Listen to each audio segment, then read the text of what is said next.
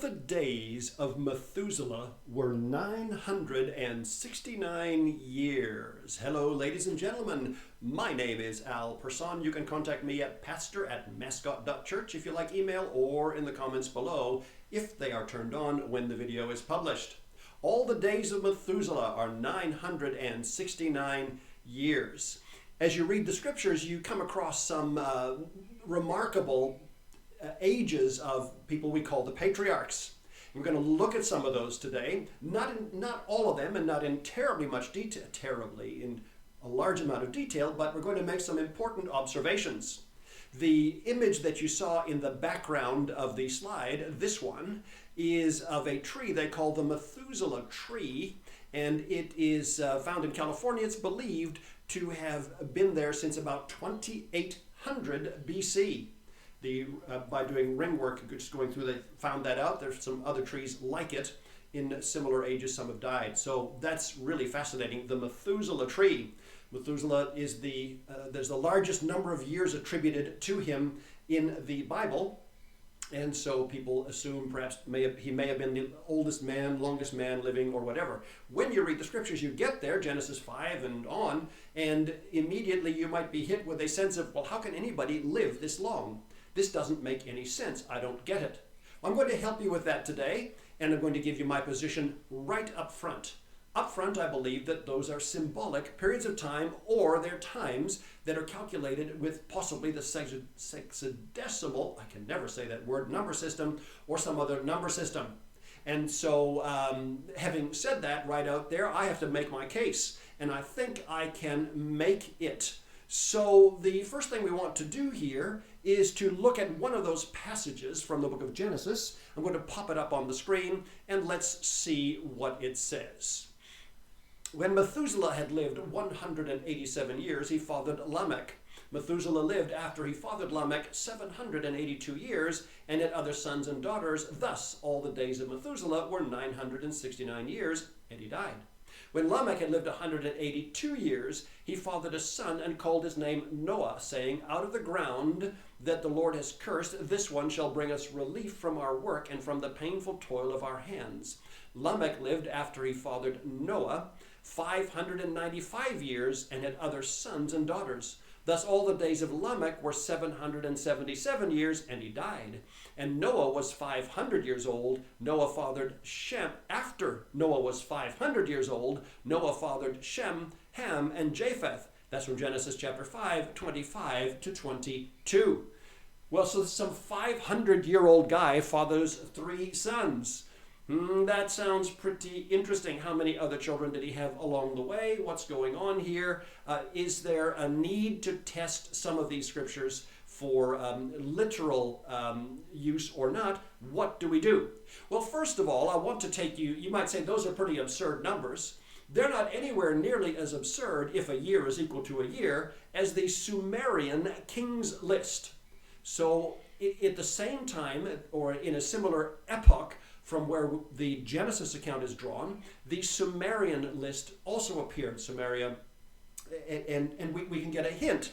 We're going to find out, you think that the Methuselah numbers are a bit absurd, if a year is equal to a year. Let's just take a little bit of a read of some things related to the Sumerian kings. You can find these all over. This is from livius.org. I screenshotted this so you can see exactly where it comes from. After the kingship descended from heaven, the kingship was Eridu, and Eridu, Alulum became Alulum became king. He ruled for, look at this folks, 28,800 years. Al-Algar ruled for 36,000 years. 2 kings, they ruled for 64,800 years. Then the Eridu fell, and the kingship was taken to Bad Tibira. I'm sorry if there's any Sumerians here. I'm not doing a good job on these names.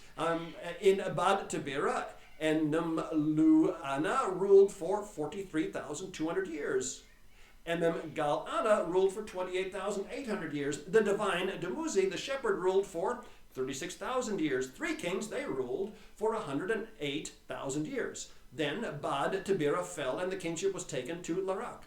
In Larak, Sipad Zid-Ana ruled for 28,800 years. 1 king ruled for 28,800 years. Now you notice 2 kings of all those years each ruled for 28,000 800 years. Actually, there's 3 there. So this is actually two. So it's actually really interesting. You get twice a 36,000 year, whatever. So these numbers recorded in a similar epoch also use something or do something with the numbers that are not literal. It's just not possible for one to have reigned for 108,000 years, knowing human history. And all those numbers must mean something other than the literal numbers.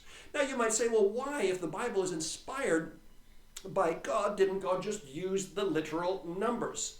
Well, we're going to make some comments about that, but fundamentally, this helps us to date the documents, because similar documents found in other parts of the world that do dating in years in similar ways allow us to put all of this together. They're archaeological keys, if you will, which is really quite curious. Now let's go on and have a look at Abram, and who later becomes Abraham, and this is going to give us a comment that he makes that will help us to deal with some of these years. So I'll put this up on the screen. This is from Genesis 11, a little farther down the way. When Nahor had lived 29 years, he fathered Terah.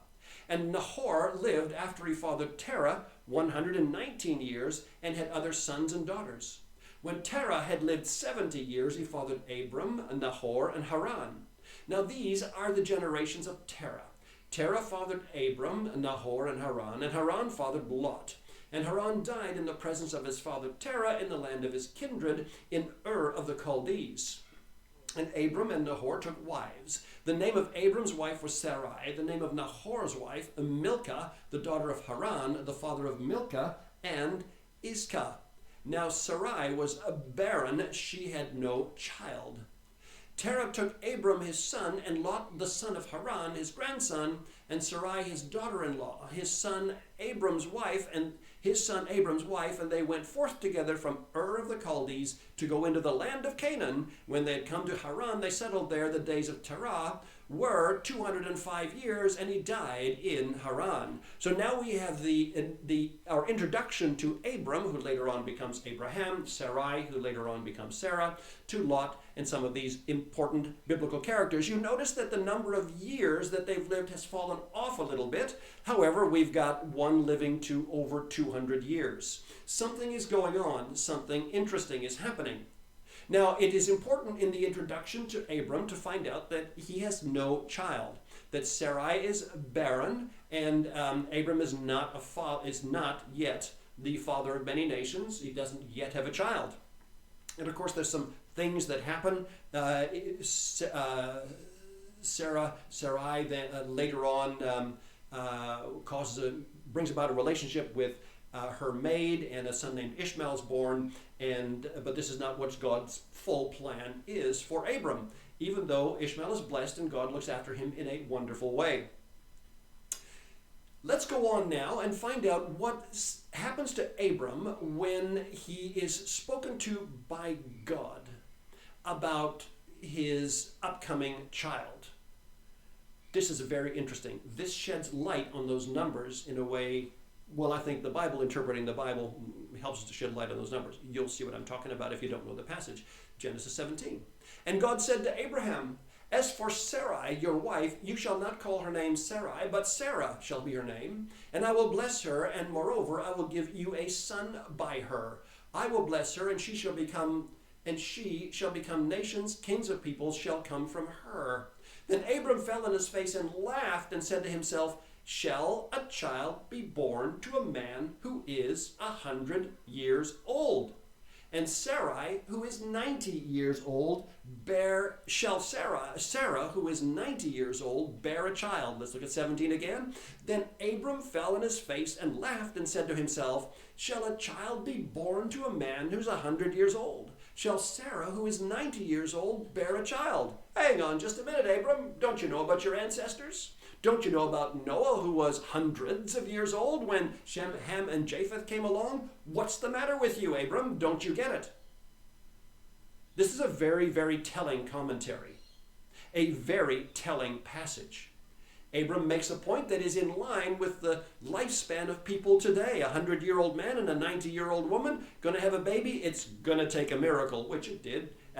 God miraculously restored their life so that Isaac could be born.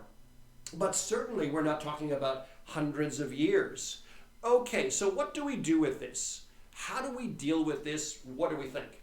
Several years ago, I was very dogged by these passages and thought, okay, I'm spending the time.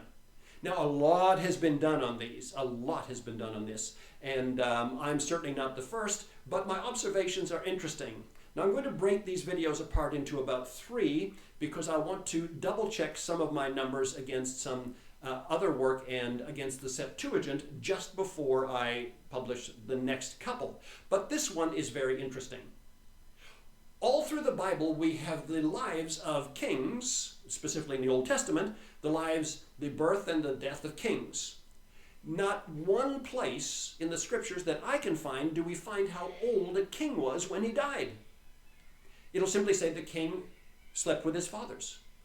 Now, don't you think that's interesting? Especially if you look at the book of Kings and Chronicles, where the lives of some of these kings are detailed, where you have Ahab dies in the battlefield, or you have someone who dies of an old age. The scripture might say he died of an old age, or whatever, but we don't find a single king whose age at death is given in the entire Bible. Isn't that interesting? Also, Adam is recorded to have 3 sons. Now, others as well, but 3 from a covenantal purpose are really important. There's Cain, who killed Abel, and then Cain is banished and goes off, and God protects Cain. And then there is another son born named Seth. Now, all of the people that we call Israel, the Old Testament patriarchs, come up through the line of Seth. However, the scripture does talk about those from the line of Cain. And this is interesting. No person from the line of Cain has their age of death mentioned in the Bible. Oh, that's odd. You'd think Nimrod, and you'd think Bad Lamech, or different other ones, which we'll talk about in some videos going forward. At least, how old was he when he died? You know, when someone passes away today, within the first few questions you have about that passing, why did they die or how, whatever, how old? How old? Why doesn't the Bible record it? Very interesting. This also says a lot to me about the guidance and the inspiration of the Spirit. There's sometimes what is said is important, but sometimes what is not said says, well, that's really interesting. Okay, so there are ages of death given in the Bible. How many? 24. I can only find 24 people, 1 woman, including Sarah, whose age at death is given in the Bible. Ishmael's age at death is given in the Bible. He's also in the line of Seth. Now, that's curious. Here is the last person whose age of death is given in the Bible. I have some insight in that I'm not going to share today because I'm doing a bit of pondering on this and doing a little bit of work, but let's just have a look at the last person in the Bible. But Jehoiada grew old and full of days and died. He was 130 years old at his death. And they buried him in the city of David among the kings because he had done good in Israel and toward God and his house. Now after the death of Jehoiada, the princes of Judah came and paid homage to the king. Then the king listened to them. This is from 2 Chronicles chapter 24. What is specific? What's important about this? In the Jewish Bible, the book of 2 Chronicles is the last book in the Old Testament in the way it is structured. I don't know if that's particularly important. Our last book is Malachi because the prophets come after the books of Kings and Chronicles. Nevertheless, this is the last person in the Bible whose age at death is given. Now that's also curious. In the New Testament, no age of death is recorded for anyone. Well, there's one minor exception. There's a 12-year-old girl who died, but the Lord rose her up from the dead, so we don't have her final age of death. We know about the death of James. We know about the death of Stephen. Stephen was a young man. How old was he? Wouldn't it be great to have known? How old exactly was the Lord when he died and rose again from the dead? How old was he? Wouldn't have been great. King Herod dies. How old was King Herod? John the Baptist was beheaded. How old was John the Baptist when he was beheaded? The New Testament doesn't have a single age of death recorded for anybody. Wow. Isn't that interesting? So what does this say to me as a casual student of this topic and a reader of the Scriptures? Well, first of all, we understand from other places in the Scriptures as well that the earlier portions of the Scriptures tend to use numbers in a figurative, non-literal sense, and that would cover off those ages of the patriarchs and so on, and other numbers also. We can also see all the way through Scriptures that numbers that end in thousands are typically kind of a handoff to large numbers or to uncountable amounts and so on. When we look at the numbers, there's a certain set of patterns in those numbers that's just very odd and strange, but I'm going to double check those patterns before I produce the next video, which is not coming next week on this, but it'll come sometime in the future. I'll probably put them into a playlist for your study and amusement at a later time. So as we get closer, so early on, and this is also how people recorded and dealt with numbers who were peers. They were alive at the same time as these early Israelite passages were written, the Sumerians and so on.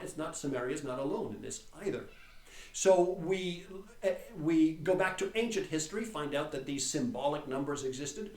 As the Scriptures approach modern times, we find the numbers become more literal. And they are more like the numbers that we would see today. We would see someone like Abram, I'm 100 years old, I can't have a child. We would see younger people having children, and people dying, obviously younger and so on, and less mentions like that. By the time we get to the New Testament, numbers start to be extremely literal. There's a symbolic element to numbers, but you start seeing that 5 means a 5 and a 6 means a 6 and so on. So you do have a lot more of that.